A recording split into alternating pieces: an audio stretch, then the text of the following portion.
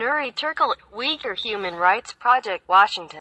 Nuri Turkle, Uyghur Human Rights Project, Washington. Sean Lay speaks to Nuri Turkle, chairman of the Uyghur Human Rights Project in Washington, about his belief that Chinese province Xinjiang has become a massive prison. Chinese government's intention is very clear. They want to get rid of the Uyghur Islam.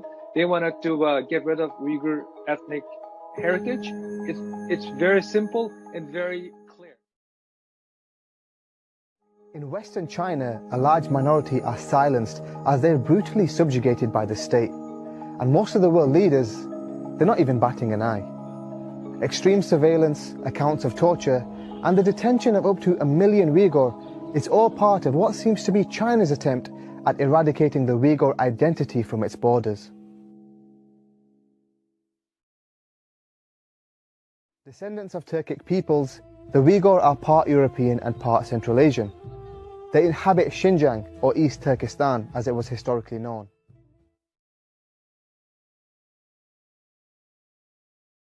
Their food is cosmopolitan and delicious, with influences from China, Greece, Persia and Arabia. They have a vibrant folk dance called Sanam, and a language that can be written in the Arabic, Latin and Cyrillic alphabets. It's a beautiful culture that China exploits to boost tourism, while also suppressing the people who make it. See, the Uyghur follow Sunni Islam and want independence from China. China has been trying to change this for decades. Back in 1949, Mao Zedong's Communist Party took control of China after a deadly 5-year civil war and immediately invaded a disputed Xinjiang to prevent Russia from taking it over. Religion was considered incompatible with communism, and so a crackdown quickly began on all expressions of faith. Uyghurs were punished for praying in public and found their mosques demolished or converted for other uses. With the help of government money, China's dominant Han ethnicity began to migrate to the region in the 1950s. They built settlements and set up the most successful businesses in Xinjiang. The Han now make up 39% of the population, a number that steadily increased.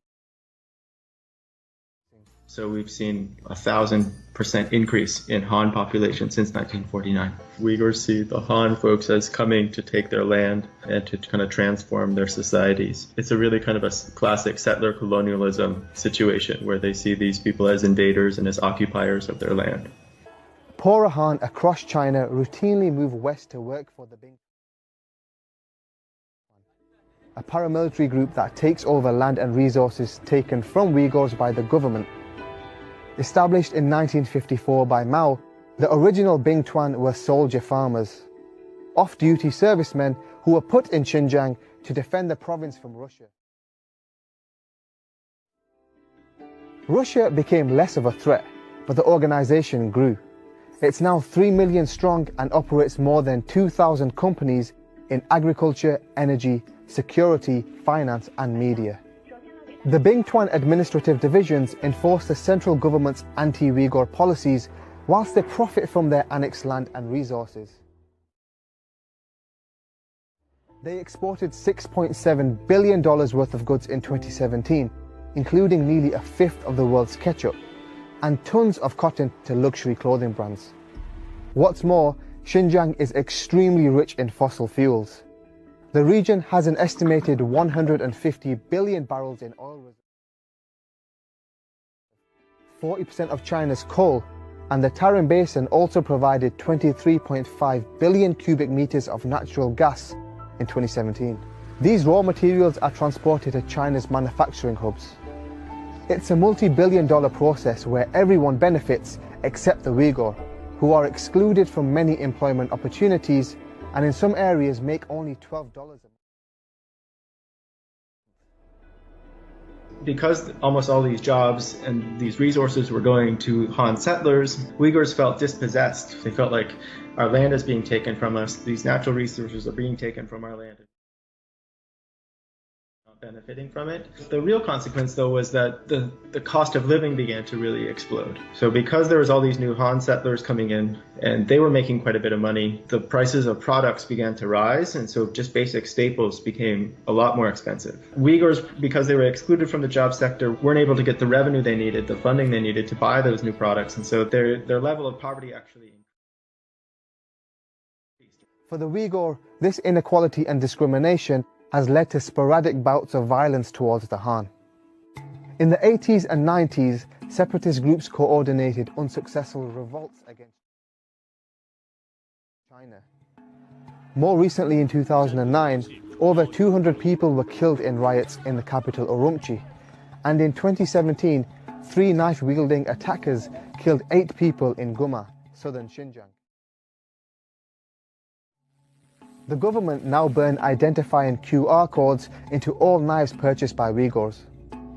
A handful of Uyghur have also been recruited by violent groups like ISIL and Al-Qaeda, giving China a chance to justify their actions against them as fighting terrorism.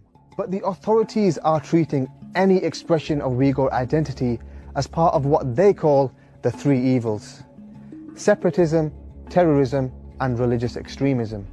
Uyghur women have been banned from wearing the hijab, and young men are not allowed to grow long beards. Fasting is prohibited, as are certain Muslim names for newborns, and parents are forbidden from providing their own children with Islamic and Uyghur education.